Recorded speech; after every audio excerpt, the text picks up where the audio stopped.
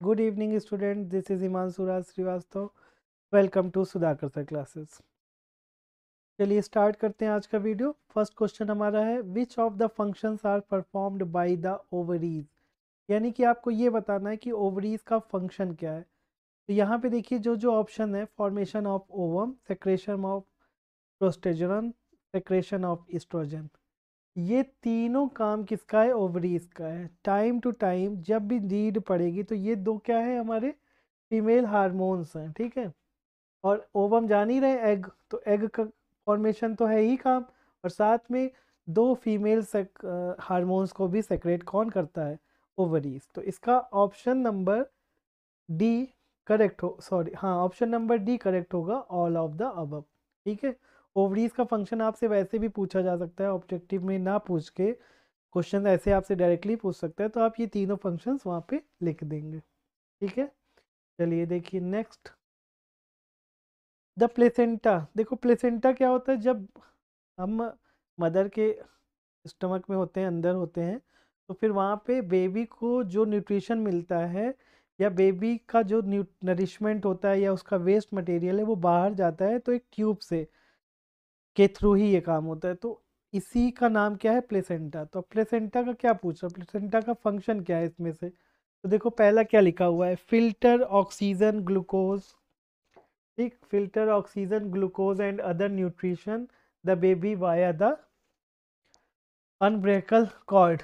ठीक, उसके बाद सेकंड ऑप्शन आपका क्या लिखा है? Remove carbon dioxide and waste product from the baby blood, both A and B.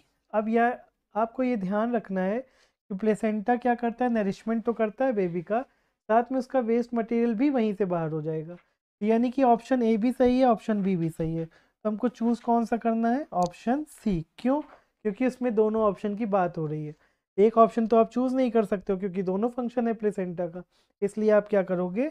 Option number C को सेलेक्ट करोगे। ठीक है।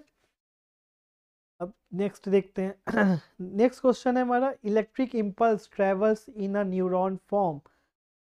अब इलेक्ट्रिक इम्पल्स होता क्या है? जब हम लोग न्यूरॉन्स के बारे में पढ़ा था हम लोगों ने, तो क्या होता है? वहाँ से जनरेट होता है इलेक्ट्रिक इम्पल्स, एक न्यूरॉन से दूसरे न्यूरॉन, दूसरे से तीसरे, इस तरह से ब्रेन तक पहुँचता है, ब्रेन से वापस मैसेज लेके सेल तक आता है। तो वो किस तरह से होता है ये चीज़ आपको देखना है, तो उसका एक सीक्वेंस है। तो सबसे पहले क्या होता है? डेंड्रॉइड एक्सन से जाके एक्सोनल इंड, फिर सेल बॉडी में जाता है, cell body dendrites axon, axon axonal end पे जाता है, डेंड्रॉइड से सेल बॉडी जाता है, फिर एक्सॉन पे जाता है, फिर से एक्सोनल इंड पे जाता है, या फिर सबसे पहले एक्सोनल इंड, फिर एक्सॉन, फिर सेल बॉडी, फिर डेंड्रॉइड। तो इसमें क्या करना है? आपको याद रखना है कि न्यूरॉन का फिगर कैसे था। तो न्यूरॉन के फिगर में जब भी आप बात करोगे तो सबसे पहले होता है डेंड्रॉइड, तो यानी कि ये दो ऑप्शन में डेंड्रॉइड है, इन दोनों को रखेंगे, ये दो ऑप्शन को हम लोग रिमूव कर देते हैं एकदम से। उसके बाद देखो, उसके बाद जो स्टार लाइक स्ट्रक्चर बना था इस तरह से कुछ, तो वो क्या था? वो डेंड्रॉइड था, तो यानी कि ये वाला ऑप्शन चूज करेंगे, बाकी किसी में ऐसा है नहीं, तो यानी कि हम ऑप्शन नंबर बी चूज कर लेते हैं अपने दो ही चीज से। और उसके बाद देखो लंबा से ऐसे एक्सॉन था, और इसके एंड पे क्या था? Axonal and. तो ये क्या हो गया? यानी ऑप्शन नंबर बी करेक्ट है इसका। ठीक है। चलिए नेक्स्ट क्वेश्चन है, which of the following statement is correct about the receptors. तो अब पहले ये जान लो कि रिसीप्टर्स क्या होते हैं। रिसीप्टर्स होते हैं हमारी बॉडी में जो क्या करते हैं? हमारे मैसेज को रिसीव करते हैं। जो भी स्टुमिलीज हैं, जो भी चीज़ें, जैसे स्मेल हो गया, आपका टच हो गया, या फिर साउंड हो गया, लाइट हो गया, ये सारी चीज़ें कौन करता है? एब्जॉर्व। रिसीप्टर्स एब्जॉर्व करते हैं, रिसीव करते हैं, और उस मैसेज को हम लोग का ब्रेन उसको पहचानवाता है। तो इसमें कौन सा ऑप्शन सही है? तो ऑप्शन नंबर ए इसका करेक्ट आंसर है। क्यों? क्योंकि जो हमारे गस्टरी रिसीप्टर्स होते हैं वो क्या करते हैं? डिटेक्ट करते हैं किसको? टेस्ट को। और ऑल्फैक्टरी रिसीप्टर्स क्या करते हैं? डिटेक्ट करते हैं स्मेल को। ठीक, ये कहाँ पाए जाते हैं? ये टंग में पाए जाते हैं, और ये कहाँ पाए जाते हैं? नोज में पाए जाते हैं। तो ये ऑप्शन हमारा करेक्ट है। तो अब भाई जो टेस्ट कहाँ से आपको मिलता है? टंग से, तो टंग में जो रिसीप्टर पाए जाएंगे वही करेंगे। तो याद रखिएगा ये क्वेश्चन। फिर हमारा नेक्स्ट क्वेश्चन है, the two oviducts in a human female unite into an elastic bag like is known as, यानी कि जो दो ट्यूब आएगी, फैलोपियन ट्यूब भी बोलते हैं उसको, उसी को ओविडक्ट बोलते हैं। जब आप फीमेल रिप्रोडक्टिव ऑर्गन देखते हो, इस तरह से एक ट्यूब गई है, ठीक, दो ट्यूब गई रहती है ना, फिर उसके बाद यहाँ पे देखो इस तरह से बैग लाइक स्ट्रक्चर होता है, तो इसको क्या बोलते हैं हम लोग? तो इसको बोला जाता है यूटेरस। इसका ऑप्शन क्या होगा? यूटेरस। ठीक है, ओविडक्ट है, फेलोपियन ट्यूब सेम नाम है, याद रखिएगा। चलिए नेक्स्ट देखते हैं हम लोग। Which is the portion on which grafting is done it provides the root. अब आपको क्या करना है, याद रखना है कि ग्राफ्टिंग क्या होता था। तो ग्राफ्टिंग में दो प्लांट्स के हम लोग रूट सिस्टम को और स्टेम सिस्टम को लगा लेते थे, उससे फिर नया प्लांट, एक ही दोनों मिक्स हो जाता था और एक प्लांट बन जाता था। तो क्वेश्चन क्या है हमारा, which is the portion on which grafting is done it provides the root. तो इसका ऑप्शन क्या है? तो ऑप्शन नंबर ए करेक्ट है, स्टॉक। ठीक है, स्टॉक क्या करेगा?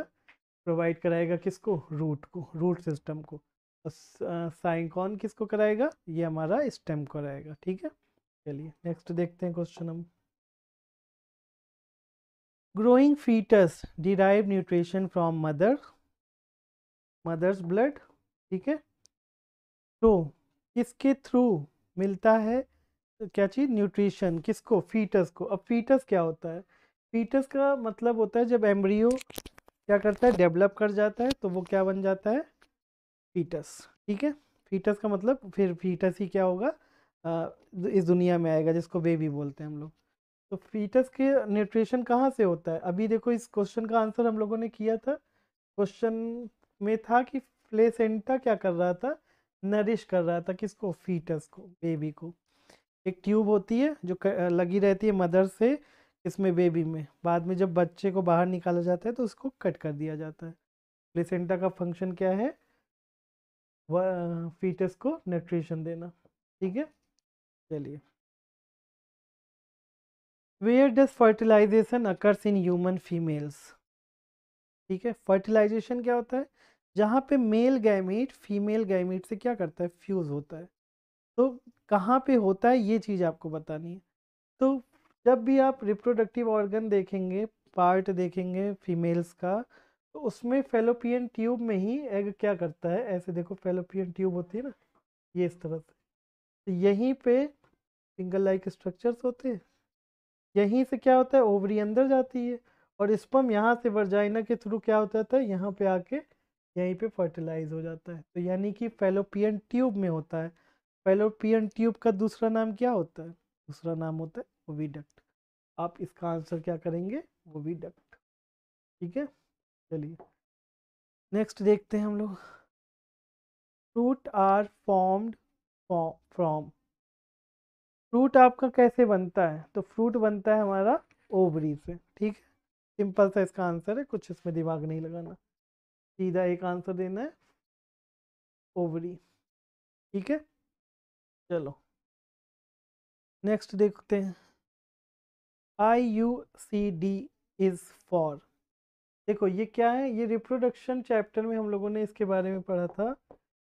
क्या पढ़ा था कि ये एक कॉन्सेप्ट होता है, एक ट्रीटमेंट होता है, जिससे क्या किया जा सकता है, कॉन्ट्रप्शन को रोका जा सकता है। कॉन्ट्रप्शन क्या होता है? मतलब मेल फीमेल का फ्यूज़ नहीं होने देंगे, स्पर्म का एग से फ्यूज़न नहीं होने देंगे, तो वो चीज़ पॉपुलेशन को रोकने में हेल्प करेगी। तो ये क्या हो जाएगा, ये किस, इसका आंसर क्या हो जाएगा?